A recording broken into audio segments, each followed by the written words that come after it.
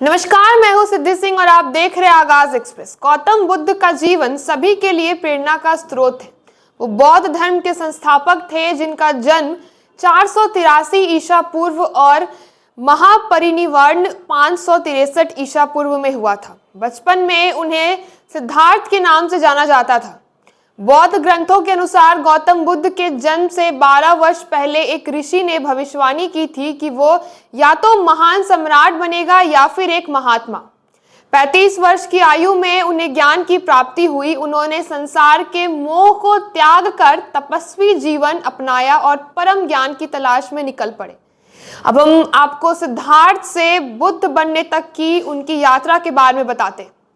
बुद्ध का गोत्र गौतम था और उनका असली नाम सिद्धार्थ गौतम था।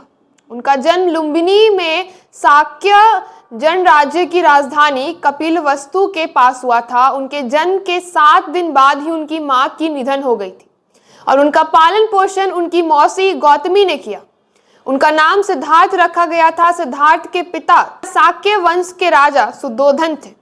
जन्म से पहले हुई भविष्यवाणी के कारण उनके पिता ने उन्हें तपस्वी बनने से रोकने के लिए राजमहल के भीतर रखा। गौतम राजसी जीवन में पले बड़े, जहां उन्हें नृत्य, संगीत, तीरंदाजी, तलवारबाजी, कुश्ती, तैराकी और दौड़ में प्रशिक्षण मिला था। बहुत कम उम्र में उनका विवाह राजकुमारी यशोधरा से हुआ और उनका एक बेटा भी था जिसका नाम राहुल था।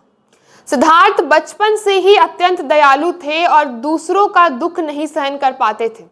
21 वर्ष की आयु में जब उन्होंने अपने राज्य कपिलवस्तु की गलियों में 4 ऐसे दृश्य देखे जिसमें से एक वृद्ध, एक रोगी, एक मृत शरीर और एक साधु था। जब उन्होंने ये समझा कि जन्म, बुढ़ापा, बीमारी और मृत्यु सबको निश्चित रूप से आते हैं, इस दृश्य से व्यथित होकर उन्होंने अपना संपन्न जीवन, पत्नी, पुत्र और राजपाट त्याग कर तपस्वी जीवन अपनाया और जीवन के इन सवालों के जवाब ढूंढने के लिए निकल पड़े। सिद्धार्थ ने अपने सवालों के उत्तर ढूंढने के प्रयास शुरू किए। वो ध्यान में गहरे ध्यान लगाने की कोशिश करते रहे, लेकिन उन्हें उत्तर नहीं मिला। फिर उन्होंने तपस्या भी की, लेकिन फिर भी समाधान नहीं मिला। इसके बाद वो अपने कुछ साथियों के साथ और अधिक कठोर तपस्या करने लगे। 6 वर्षों तक इस कठिन तपस्या में रहते हुए वो मृत्यु के निकट पहुंच गए और बिना उत्तर प्राप्त किए वो कुछ नया करने का विचार करने लगे। एक गांव में जाकर उन्होंने थोड़ा भोजन लिया और फिर कठोर तपस्या छोड़ दी। उन्होंने एक पीपल के पेड़, जो अब बोध वृक्ष के नाम से जाना जाता है, के नीचे बैठकर ये प्रण लिया कि जब तक वो सत्य की जान नहीं पा लेते तब तक वो नहीं उठेंगे वहां से। वो रात भर उसी स्थान पर बैठे रहे और माना जाता है कि अगले दिन सुबह उन्हें पूर्ण ज्ञान की प्राप्ति हुई, जिससे उनकी अविजय समाप्त हो गई और उन्होंने बोधि प्राप्त कर लिया और वे 35 वर्ष के आयु में बुद्ध बन गए। बुद्ध को शाक्य मुनि के नाम से भी जाना जाता था। वो 7 हफ्तों तक मुक्ति, स्वतंत्रता और शांति का अनुभव करते रहे। शुरुआत में वो दूसरों को अपना ज्ञान नहीं दिया करते थे, क्योंकि उनका मानना था कि लोगों को समझाना मुश्किल होगा। मान्यता है कि ब्रह्मा जी ने उन्हें ये ज्ञान लोगों तक पहुंचाने के लिए प्रेरित किया, जिसके बाद उन्होंने सहमति दी।